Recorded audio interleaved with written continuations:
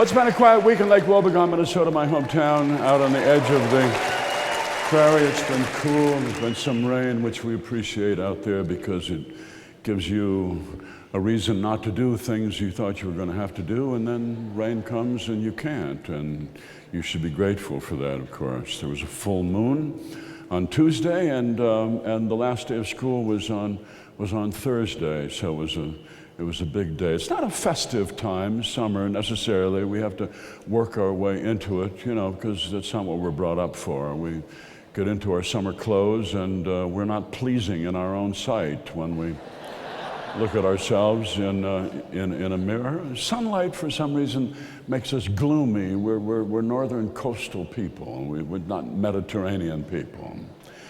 I don't like to generalize about Lutherans, but one thing that is true of every single last one of them is that if you put them in a swimsuit and summer wear out on a beach, and there was a buffet, there was a feast, and there was a steel drum band playing, and people dancing and tiki torches, and it was festive, the Lutherans would find their way around to the other side of the buffet table, and they would serve people. And as they did this, they would be cleaning up after people. They would not be the ones who are out there dancing. Those are the Catholics out there, and those are nobody I grew up with. Graduation was Friday at 7 p.m. It was rather cloudy, and it looked like a possibility of rain, and Mr. Halverson had to make the go or no-go decision at 3 o'clock exactly. That's the last moment you can decide, indoors or out, and he decided outdoors, remembering back to times he had made the wrong choice, and years ago when he decided it would be outdoors on the football field and rain poured down in buckets, and finally they just gave up, and the poor graduates and their families ran into the high school. They were dripping wet, and these poor kids looked on this as the first calamity in a series of calamities that would now absolutely blight their lives for the rest of time. It was just a disaster, and they would wind up in prison, and the school board was very sniffy about this, and they gave him a whole set of guidelines. But there are no guidelines for the weather. You have to choose. You have to take a chance, really. And then the next 2 years, he moved things indoors, and they turned out to be sunny days. But last night he guessed right, and they were outside. It was a little windy, it was a little cool, but it was no big deal. And the graduation speaker was dreadful, as they all are, without exception. Why shouldn't we speak the truth here? Because they try too hard. They try too hard to rise to the occasion, and you cannot possibly. So it should be a lesson to the young to lighten up. Just lighten up. The wonderful thing for us older guys was that it was a woman who was a dreadful speaker. So welcome to equality, huh? Welcome the equality of pomposity and pretentiousness. She's a Lake Wobegon graduate who wound up in the news business on TV, and the speech was mostly about her own life and her struggle against adversity, and not any adversity that the rest of us hadn't known, in spades. And the class of 2015, they sat there, they didn't care. They were passing a bottle of rhubarb wine behind their backs, and they were drinking on a long plastic tube, and when that bottle was done, there were other bottles of wine, and so they were feeling no pain whatsoever. And midway through her speech, this gust of wind came up, and it blew the rest of her speech and scattered them through the crowd, and people did their best to help her out and pick up the pages and try to collect them, but they weren't numbered or anything, and the speaker tried to continue, and then there was a voice that came over the PA. It was a girl's voice, and it said, "Oh, baby, oh, honey, oh, yes, oh, honey, we shouldn't. It took Mr. Halverson a long time to find that cord where it was plugged in to the mixing board, and he pulled it out, and He looked at the class, and the class looked at him, and they stared at each other for a while.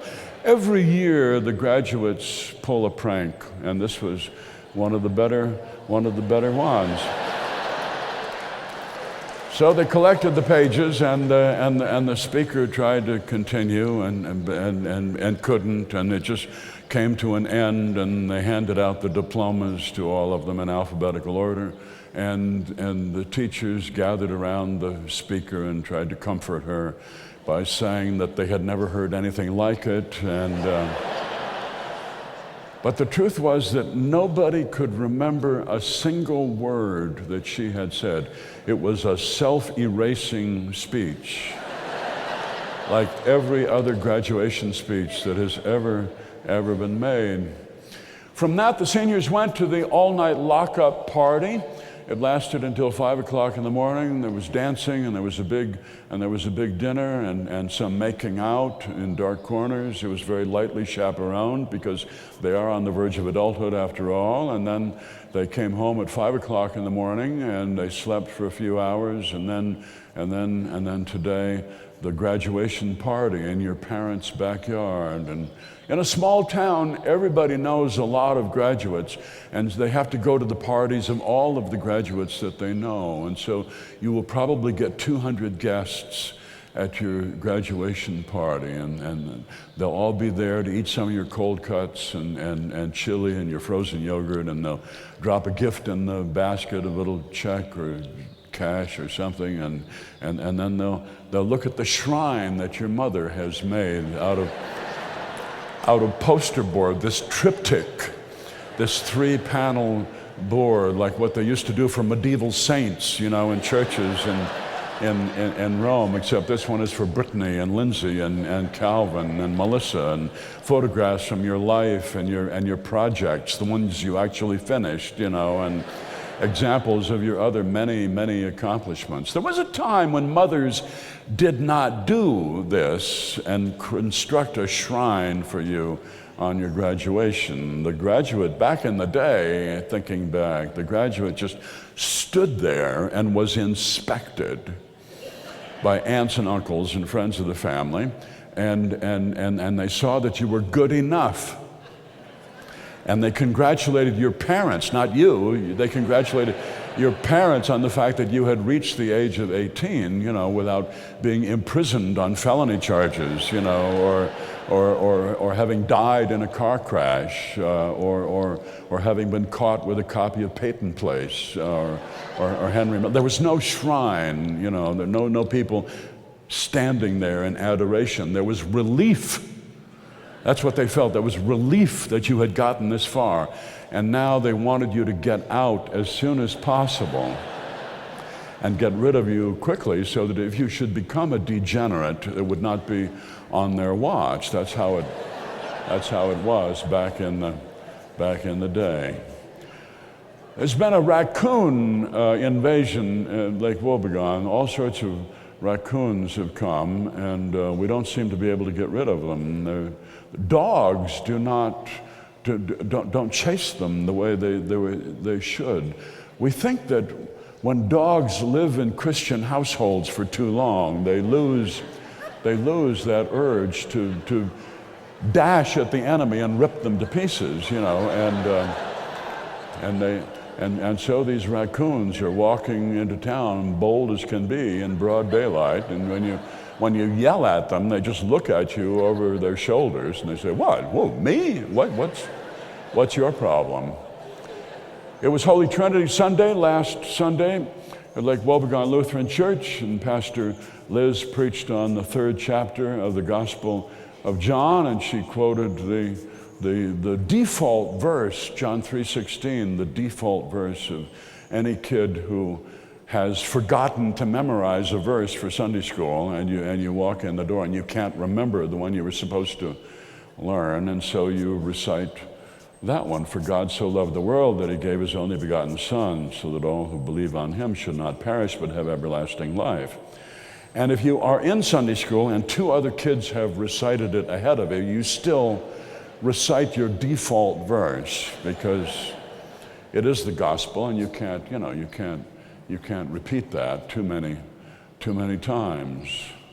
She sort of lost her place. She walked down from the pulpit, Pastor Liz, as she often does, and she walked down, and then she forgot where she was, and she started talking about faithfulness in marriage, because she has been conducting a lot of weddings in May and even more in June, and this is her homily for the weddings. And it was odd for people to hear this. It made people uneasy, some people. Don't want to name names, but you know. We all knew who they were, and we all looked at them. It's that time of year. It's a beautiful time of year, and people are staking out their tomatoes, and they're training the vines up, and grilling out in the backyard. They're enjoying the outdoors in my little town. There, after all of the kids have graduated and are taking their eaves. And there in a backyard on a summer evening, just like this one, under a blue sky, this young woman lies in the grass. She has blue eyes and long blonde hair. She graduated on Friday night, and now she's going away as quickly as she can get away. Lying there asleep in her parents' backyard. She stayed out until 5 o'clock this morning at the all-night lockup party in the high school, and danced with a boy she's been seeing for the last year and a half, who asked her if she would wear his ring because he thought that she loved him. And she said, well, then I don't need to wear your ring. The ring is only if you're not sure. That's her in a nutshell. She's amazing. She's confounding. There she is lying in her parents' backyard as they're getting ready the triptych of her life, and pictures going back to when she was born, and her report cards from grade school, and her book reports, and all of it. She lies there in the grass, and she is sleeping. She is sound asleep on a summer afternoon under a bright sunny sky. Her mother stands nearby. Her mother worried about her sleeping on the grass. Does this mean that this girl has no sense of danger? Will she continue to do this in strange cities?